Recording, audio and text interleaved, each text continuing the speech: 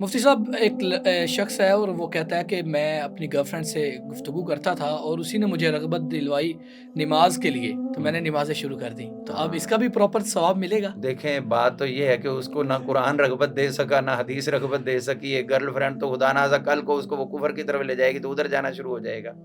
آپ کو اگر ذریعہ بن گیا اسلام کی طرف آنے کا تو وہ اس نے کہا تھا نا کہ بھی تو میرے پیچھے کیوں آ رہا ہے. اس نے کہا کہ تو بہت پیاری لگتی ہے. اس نے کہا پیچھے دیکھ میری بہن آ رہی, وہ مجھ سے خوبصورت. انہیں دیکھا تو انہیں تھپڑ مارا. انہیں پہلے بھی جھوٹ بول رہا تھا. اب میرا ہوتا تو پیچھے نہ دیکھتا. تو اب یہ بات ہے کہ بھی اگر وہ گرل فرینڈ کا تو اسلام میں تصور ہی نہیں ہے, لیکن ہاں. کوئی بھی خاتون آپ کو نصیحت کر سکتی ہے, وہ آپ کی بہن بھی ہو سکتی ہے, ماں بھی ہو سکتی ہے, محلے کی بھی کوئی عورت ہو سکتی ہے, اس کو نصیحت کے طور پر لیں.